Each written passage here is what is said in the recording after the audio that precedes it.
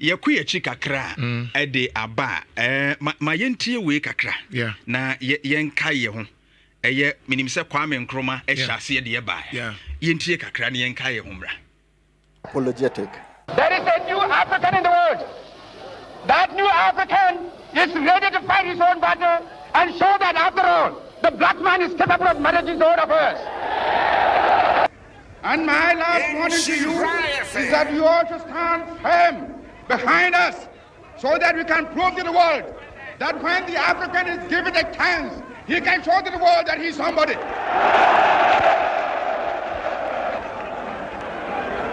We are waiting. We shall no more go back to sleep anymore. We are going to demonstrate to the world, to the other nations, young as we are, that we are prepared to lay our own foundation. As I said in the assembly just a minute ago, I made it point that we are going to say that we create our own African personality and identity.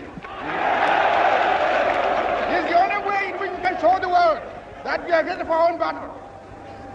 But today, may I call upon you all that at this great day, let us all remember that nothing in the world can be done unless it has the purported support of God. We have done the battle, and we again rededicate ourselves not only in the struggle to emancipate other territories in Africa. Our independence is meaningless unless it is linked up with the total liberation of the African continent. And here, I will ask the band to play the Ghana national anthem.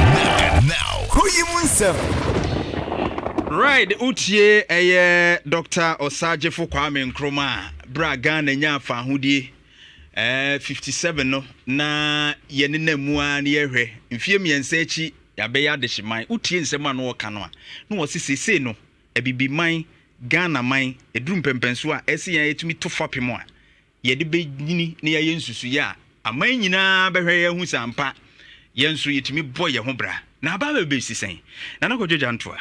Yes. So far, utie Dr. KWAME Nkrumah nanka sabri 65 years old. Kese Ghana. Your foundations anka na work. Yet me agina baby. We don't go for IMF. We don't go begging.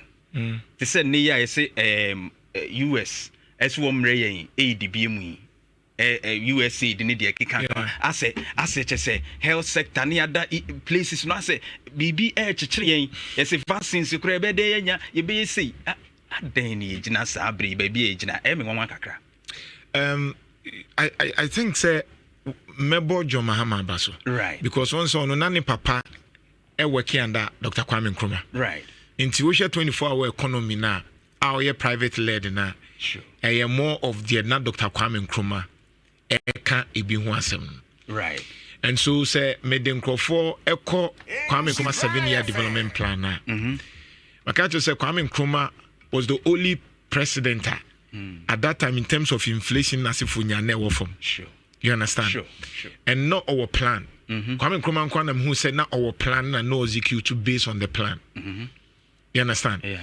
yeah ya be nyina ye nhede any plan your manifesto say there's no plan party per se there's no plan Jeff Fayeko KWAME Nkrumah development plan right enti me who sa de no but they be ameka say o person you successful right anka wo hia manifesto bia chen de Dr. Kwame Nkrumah de to homaye no why dada ntidie nko a because ade na opese oye no na cut across whether social intervention and as a capital intervention. Yeah. You understand?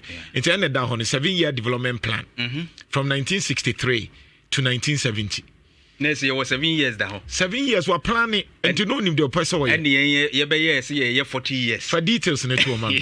For details in it, but your Facebook in Shara 104.5. I perceive you do this time. Sure. I need a perceive you the near when he said, I'm a moon on your Freddy B. We are researcher. Chapter 2 no any who here pa. I'm friend literature review. Sure. Now the entire literature review ni say ade na wo ye no obi aye bi pen. Literature review ni nyina no. Ade na pesa wo ye no obi aye bi pen. Nanso e bia wa anya ne pepepe te se de wo ye no. Eno ne ye friend gap. Right. Nti e ka gaba. Obi ba ye akokwa ase sei ni betimi ama Ghana yi. Nana Jantuah say na bema Ghana yi. But omumienu nyina anhwe the digital aspect of it. Inti me ba be the digital aspect. Sure. Obi nso pese oto aso bi odisika. Ono nso be hwe de Nana Jantuah ye de akokwa ye. Ene de Jeff de no say okay we ye digital but you find industrialization. It means so me the industrialization be ka digital. So literature review ne kire say de wo pese ye no obi aye bi pen. Enti hwe so nefa saa de no eye ne hwe babia wantimi no nefa hye ho. Yeah. What do you say? Enu bi na yera Mahama bai wa sha say because okotena afie no ono nso ye review of the MPP ye no eno hu say obetimi aye bibia na nso Ghana fom pa hantan. Yeah. Obetimi aye bibia na nso Ghana for empese obedi omusika. Right. Obetimi aye bibia na nso Ghana for nsedam pe convoy atenten. Obetimi aye bibia na nso Ghana for mpese ye ka asem na kire wo no. Na say ototo ayampia. Say wo hye MPP fo ya edru time utie na de nkrofo kan ya na nanka etiewa na nanka etiewa adenti na wo say edru hansa but eno na ye ka kire wo. This was the gap. Enti say Nhyira FM say utie ya na de bia ye identify space no loopholes na ewum no. Ne aka kire say we de eye pa. Yeah. You understand? Good. Enti adentina John Mahama ye nneoma bi kakra Ghana fo susu say oya ade. Ankasa we ankanya bibia o. Na so de ama enkofo hu say oya ade ne say na nkana na kufa do akwanya say oye. Yeah. But wanye no ono aba abaye. Enti ubon say ohene obeka che na na dudu enko kufa do beka say koka kire ohene ne say on sorry. John Mahama beka say obeka say na na kufa do a o ben na ne nkrofo be piapia wo. Yeah. John Mahama be ma kwan amwa yi say na be bam no. Na kufu ado a position bi wo ha de be ma mpanyufo ne nkokrafo ma bo mu bra wie no. John Mahama se da bi ma me mabunu na eye sese Ghana dodo na ye mabunu. Enti ma yenyi mabunu no mu ndi mabunu no so no mu ntimenti mabunu na say no mu nya adwuma yi. Enti nkama katro bi say Kasami Jamfi ne Abbas no redeem mu ne asafo mu ewe MPP a komu nyina nkoma spokesperson komu di line so komu be kasama regional minister ana obe kasama. Yeah. What you say? There's nowhere MPP Omeyi regional minister wa Ashanti region said 34 years. NC because Omeka cho sa Ashanti memu de we hia hwan na panyin ni but sebi Job 32 verse 9. O say enye wona wanyini pi de nim nyansa enye mpanyufo nko na ti atemu ase. Exactly. What you say? Yeah.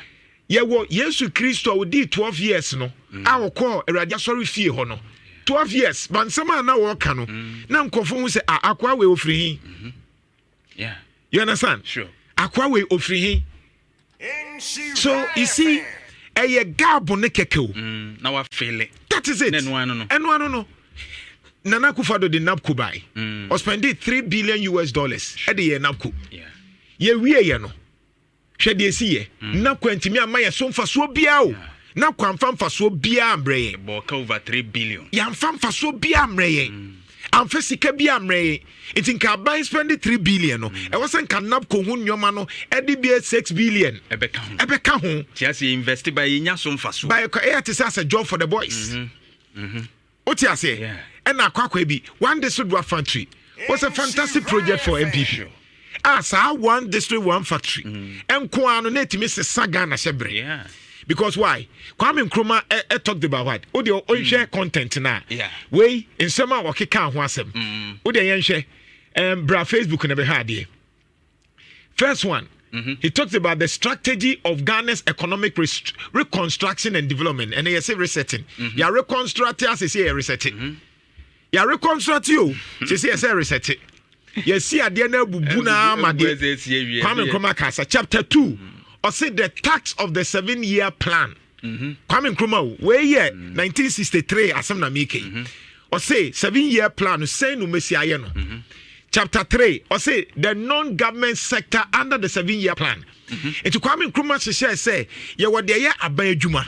And na Kwame Nkrumah shas ye de enya aban adwuma. Ene ye kwan ye obefa so aye no. Tina me say 24-hour economy a John Mahama say private led no. One district, one factory, and then private led, you know. Sure. It is the non-government strategy of the because utimima and crankrani year, jumani year, affected umumaka. Sure. Very simple. No one's crab fenny pebble. Very simple. Yeah. Into Kwame Nkrumah who say, "You will mind a bind a jumo obey any dianya by a jumani a combe faso, sa strategy no." Chapter 4. Kwame Nkrumah say agriculture. Sure, where year 1963 a house near you. Kwame Nkrumah tina we say Kwame Nkrumah. Oh muda. Because Kwame Nkrumah home at Ghana. Sure. Agriculture, Kwame Nkrumah was talking about it. Kwame Nkrumah was talking about mechanized agriculture. Mechanized agriculture say, ye di enfidie eye kuaye. Ye da so kasa asem wi. Ye da so ka this time yes Kwame Nkrumah can say agriculture ye nya normal agriculture ye di feed juma eneba into ye national farms they were adwurane na sefo a eno no ebe serve on mine no Kwame Nkrumah plan ye sure. Chapter 5 industry and mining Kwame Nkrumah can want some nyuma yes ma ye Kenya one day so one factory ne sa 24-hour economy industry ne mining Kwame Nkrumah nim to know what the government industry and the non-government industry sure. Any mining I negalam say ye hu de ade ye no Kwame Nkrumah saw say mining no ye ni ya e betimi achichiro mine no adwena na ekuta no chapter 6 infrastructure yensisi school adan yensisi motorway Kwame Nkrumah siapoim Kwame Nkrumah project ya guno that was chapter 6 chapter 7 education manpower and employment adusua ho nsem ya de say nipa na wo mu wo Ghana no nso no ye betimi on your friend human capital nipa na wo mu no say be ye be train o mu a metimi afete ebi akwakoye bamboo industry no ebi be tomato industry no ebi be sa anyoma no. So that was even the purpose of scholarships I did me. As simple as that. Scholarship no ho asema be bibi e ho man mu. Ye tu aye wa ha. Ye wo petroleum engineers. But yen share dan train you ma yan kasa ye tu oil no. Ye were mining engineers wa ha. But we are always struggling. Sure. We are always struggling. Ebi kwa man ho do so koboa. Simple. Then you look at what? Employment adwuma sem. Kwame Nkrumah time na adwuma wo form. Umbenya adwuma ye. Because no asise. Oko 8 health. Kwame Nkrumah kan wasem. Apomuden. Hwa ye ka so man chechre ya. Na me say, me ye president me ba. Me tam sa we na me de ye adwuma. Because e wo ho dada. The only things will be improve to the current state. Sure. And to win na me manifesto you say, and me manifesto you say, and ye say there be anti health to crown no say oh sha for health insurance or they buy the foundation is in Nkrumah and the Mahama fund the foundation is in Nkrumah. It was there already on health. Na odi ani so ba na de bi aka ho. That is literature review. E wo ho dada. Gaps no na wo fail. O fail gaps no. He talks about housing. Kwame Nkrumah, efie, Kwame Nkrumah ye. Affordable housing. Oh yeah. Nene affordable there. I mean these are issues one rent issues e wo man we mu. I don't know how they control it. Yeah, the minds we mabunu ayenkwa. Ebi dida kiosk mu, ebi dida because we don't control your rent. No, it is a office no see rent control ni one. No, it you try mo kapa ye day. Rent control ni what no. Ena regulation bia ni was a few bia be hu de say ebia mantemu ha ye deje say ni say na say no bia maso a the open wo deje na say agent sem bia ba the agent for kra na determine prices ena the me ya ne say they give it on rent for higher money sir omuntua tax they don't pay oje ya no akodi oje ya de obeye and these are some of the gaps rent issues. You see there's politics be a coso effa cement production for no sure because omunso finance politicians no but they be amakama asem say housing ye betimi amanage ye nananom no mu ni cement no mu sidan tio ye nananom na omu ni cement ne blocks no mu sidan no mu de net kokko esidan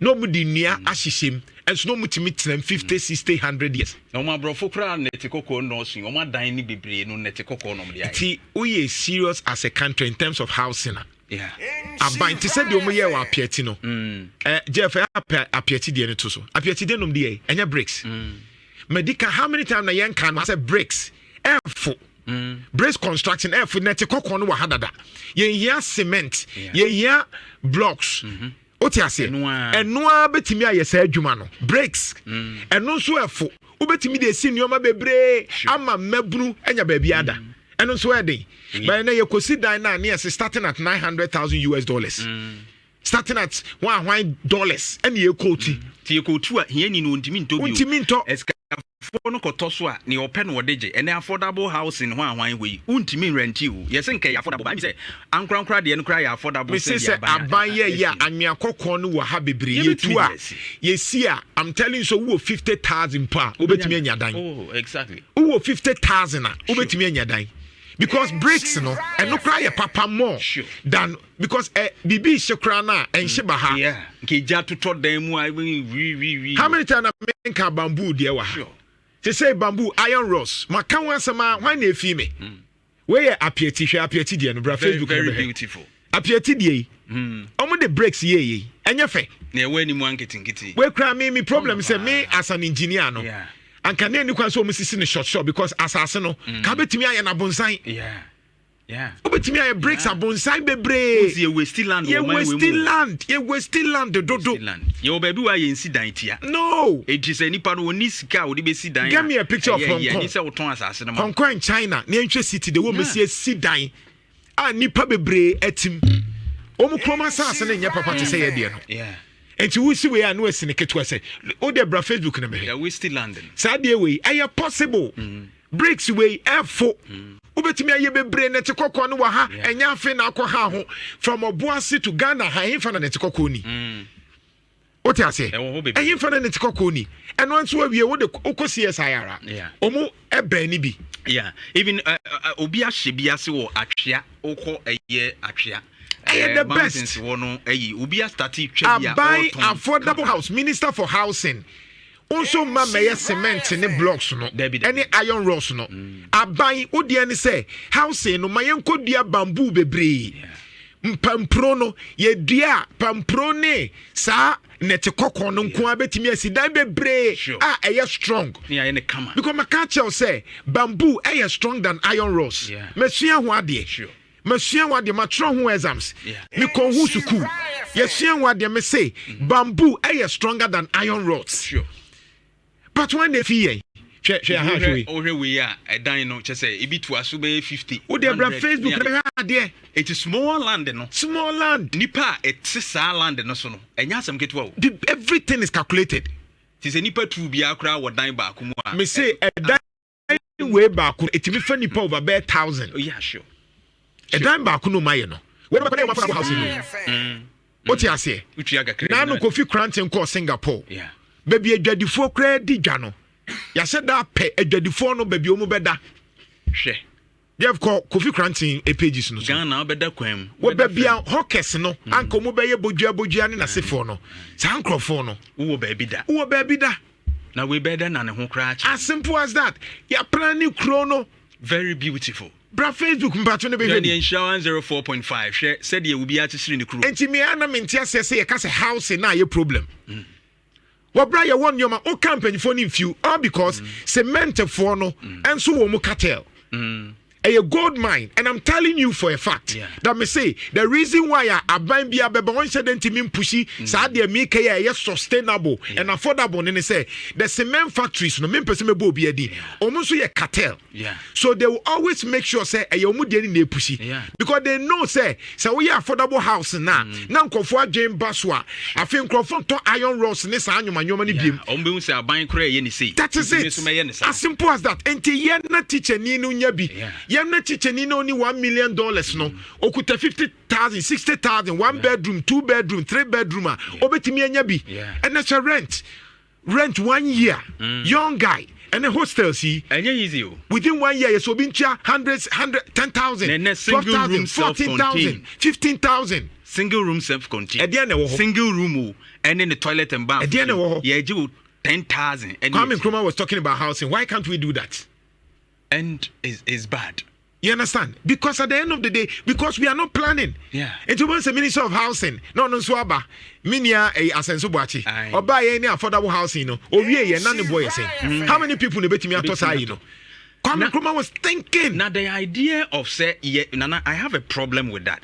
The idea of say affordable housing in Nhyira, na ya ton to people say we see cabbage to me at Twana Betono. I have issue because the entina yesi sa dino. Some man for benya baby ada. Why not say yen say rent house? To say a buying ultimi ko rent ya buying the any be. Na wetua ai sika no kwa aban mu aban na de ma han na emom beto ama nkura affordable housing yes you bia wo de odege edan bia wo bo a yedege o edan bia wo bo a yedege enti emfaso ama so wo de aban vision ya no okura no se manfo presika kakra bi a obetumi anya ba bia da no as ye bu e pan gudantu emfaso ama so because ene okoduru no ma just a month e be 1,008 e be 2,000 na bisa wo ho se sa affordable housing ebisi ya chire heya ebi 1,008 a month any 2,000 a month no how many youth and Ghanaian workers any betumi atie free na ketue mbosome e de atua yesi aban bibi affordable affo anabo ne da ho we affordable and some of the things that we are doing I believe say sa aban ye ne see Syria onu fanya rent ayem person authority bi ne be create no no be handle a omo rent wo communities no na nkwa ban mu that is most important no mo atonton ma omo hu no ma gigi scanedi me de ya na me mentia se hwe Kwame Nkrumah enyoma na wo ye no anka betimi aye to on say ye ka amemu a yes everyday thing so baba bia nipa beda hwe enu ntina Abraham Maslow ka the basic needs Maslow theory of needs as okay. The basic needs are your physiological needs in here. We safety here. In fact, water, food, housing. Sanyoma way ye basic. What you say? A basic. We are about security. No more here. Say you planning wo baby or beda, and you may be on cry and breast what's it. Yetiminya asase me se wo de ko me pese me bubu di kwa hodwone na se for edan yo musi nyina no wan na wawie university ana se wan no ye teacher ni a obetimi ato sa asase na wo tira de be 20 years kra untimi nto edan na se so musi si a buku mu den how many people ene betimi asisa adan no how many wo de ka kire ya ye nkoa how many hwe obi oye teacher ni a ordinary life saving e besi dan into a call pension 60 years 3 years no wawu obe ya check it mo na mo ye health for obi be ye adwuma ne life savings because tam obesi dan na wie no na say am me kobusabusa edan ho nyoma kokra makoma twim hey now how do people build they obeko pension no ni dan so ko ha obi dan tese enyoma no anwea na say ana anwea kra last year na bi 1,002 ne ho ahwan he say anwea 2,005 open mosia 4,500 say hey so how are people building because ocheche ni you try to 2,000 and 3,000 no ebe de kra no watimi anya bi agada ato anwea anwea o say you try to 3,000 anwea you 2,005 anwea you 2,005 o na say or the kwa onidi emosia no nyamai iron rods nyamai labor nyamai enti chese nipa no two things ti so wia when we are abaya oti ase ontimi survive it seriously enti system na nipa no cry kromfo because I was on so dem baby but we don't ask those questions me say me nkwa no say buy the house in Chaminsa kamema na hu say e simple to but yeah mama kwan because me say the cement factory no o me strong sa nkomo amedie me professor bia me pese me boni din e wo building technology na no na edi hu nkomo se na de o kanya se animo me makwa kokon wo baabi about some of these things o man fi me obi sorry anu aka say na professor den KWAME den no mu ye but to come ntio because they know you can fix it sure o de na nanoma mutie me baby agalamse ase no mon sha ase nua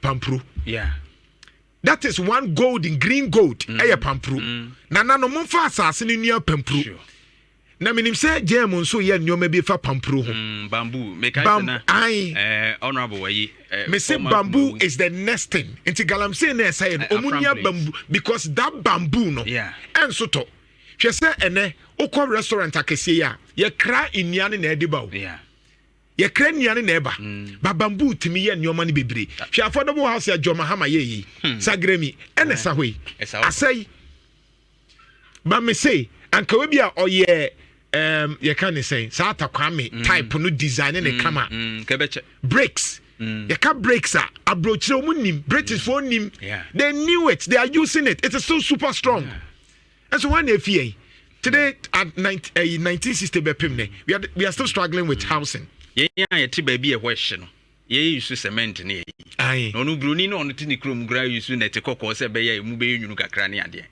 and it's something that we can do so KWAME Nkrumah talked about housing it's me my problem is that in some ye kenyina nyese ntimi nyew easy but you see the na amanyofo ne ye ne se omutwamfo ni me hu se Ghana de be survive at so abobosia Ghana de be survive at so de to oba was academy wa cycle hwe de na say sami jamfimu ye anya ne hu se sika wo ho sami jamfimu ye see enti hwe de na andana na akufo ado sankofo nya no mu wiako sankofo we nyina no mu wiako $7 billion no enti enye sami jamfimu na di gold board ne ba ya na sankofo mu ye free because omutimi de fa airport and confo ne support mu he ma menka asem bi recently na ye concrete sankofo no gold nkwa na ehye omu bag mu ne enim etimi fa Kumasi airport kopim say obi mema ye tip off ma tip off no me bo chairman abaso chairman of chairman Akwesi right NDC chairman Central Regional chairman Nana Kwesi right this one no chairman board congratulations to him STC ye beba betwi kan ni bi sure bra ya bre no is STC ye beba akotwi STC ni bi chairman timi ente unka ono na say masa e de no mu yi emu wo ho e na honorable Fuseni Donko sure deputy meti wona ye kasa na papa no ma ye call so bi o man ka hwe ya nkire nkra no ye dru nkran no ye dru nkran ya lande ya na soldiers for ni ejina junction me kra ma ante ase national security for ayi operation kran kan kire me me ni honorable Fuseni Donko na eko wan ka hwe ya nkire me etimi ya nam yem sim nam se honorable na de na ekoso me hwe na akwasi anim no aba behwem no ayi sei afi no osere ye ya afi nkra no be 3 obi a good ene match you soldiers for ni match you mu e call baby fufuro enti eye den no timidi gold ye kra ye kwa ye se perfume ne ho ahwa ye ma ye kwan enso kwabrane ne se ade o ma ya mutimidi gold twifam no they pay and some officers say we is something that is known omo mutu kwan ba ina na Kwesi ene honorable Fuseni Donko ankasa gold no komu de kotra play mu straight no mu de ko obi won share ho ti won ko ba enti samija mfimu gold board a Joma Hama de aba no hwe de eye so ye chichichichi sa China for chichi India for yo muton a so all of us are your team yenya bi $1.3 million wo ho yenya Ghana sika 1.3 yenya casino cards eno so ye sika ni nyina se abaya Ghana dia hwe sika na egu hei enya sem getua o nti wo be kono no mu na eto gold ni direct bruni di ko ni krumu sika no ye nya so mfaso no de ko abusia Ghana ye betimi aye Ghana nchechire ye simple. Ghana enye din. Yeah. Say ye din no krema ye ho abu say enye din. Sure. But on hini no pese obedi no kra because on hini no e2 galamsey. It won nyai. Yeah. So for no so aye compromise because na buy na aba. What you say? Yeah. The ono so te so na wo so ye adwuma ni ye na wanya so mfa so no. Hwe me sami jamfi. Sabi ye tua ne ka 5 billion a month kra na me support. Oh yeah. He's working. Sami jamfi me see your money 500,000 kra na because you see sometimes almost say hey na sami jamfi there young boy there bi o see okuta ye gold nyina o. Yeah. Gold na etimi ma ye be $1 billion no. I don't need a home you. Enti say nipa no tua ne kai a onye corrupt. Yeah. Ghana your problem they say obi hwa ade bi so ono na ehwe bibia so ba ye ntua ne kai enti oba compromise it the ebe security man ebe ma konkonte ayi cocaine adani konkonte ne say ojama ne kwa emfa so bi ama so na ketua so nye the ebe ma soja ni on fight galamsey odi ne ho bagima hu ne say na ketua nye so then mame so mi njibi na me mfanye me hu mame fami nya mu ko pension kra na dan mi ni bi enti wono sabe oye doctor oye nurse ni oye hwan eso wono so fa kwan tu bi so no oye bi nia iraso sasaredonko ehia na ate se mia yi enye bia ni because obetimi akona gold no yesesa otimi ko hu gold no ya nkofo man ma adwen se iraso mia wano na de gidi mesi minini mienu de asia bohia ma ye ne car paint nyina echi na me say etinka we nko ko ye no so compromising won no Ghana no waje me say Ghana Erastus ne me say ahia ye ni say we see crans na me kan you kada pradum na inframa yi hu because sika ye hu no say ye mia no akata say enya hwe a enya no krenti na nkofo nim nioma na ye nti oba na ho keka na oni do for me I thank God but Ghana economy so far I am happy hwe mo bia nso nkase na Akufo-Addo anya hwe sure because na Akufo-Addo early a certain foundation ne ho aye ahinintia but na no na me catch me students enra say eduru ba bia ye behu se na Akufo-Addo ye nioma ye wi ase ya na miam po won nka ye na Akufo-Addo ebe ya ade ma Ghana oti ase na Akufo-Addo ni problem ni nyina ye ahantan kakra bi ne suban kakra but here na Akufo-Addo investment no ye no e politics na ya na ye kan basa but papa na djuma obeye ma Ghana no enche ye behu but you see na me catch you say John Mahama ehu no e gap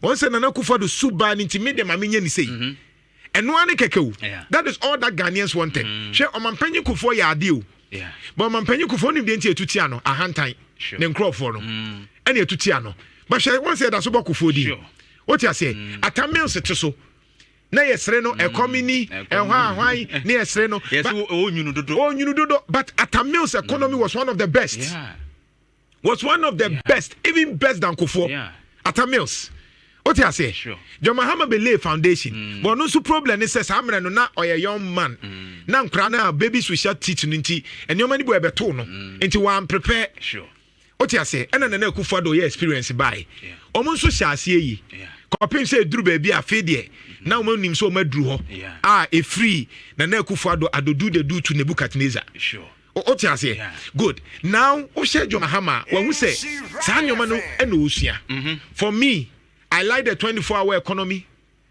mesre ye John Mahama so say one day said one factory na do Akufo-Addo de buy onto us it's very important one district one factory no onto us ahia na de be ye Burkina ye need the factory back tomatoes the how one of the best policy and Akufo-Addo de maye planting for food and jobs no onto us na onhyemu kena ono bo rekopoku minim so obetimi aye mesrew say one district one factory na planting for food and jobs no eya de pa munhyemu kena na mo expand no housing minister enye dollars nasem the year can ye was sustainable hunkrofo building technology for no mo nkyeremo how to build sustainably but what I say ye ne sa within 4 years she say John Mahama discipline say ya ho Ghana obi obebe bia no onni sanse mu no obesuru ko John Mahama gab na ode to no so okoni say ye be den so obebreki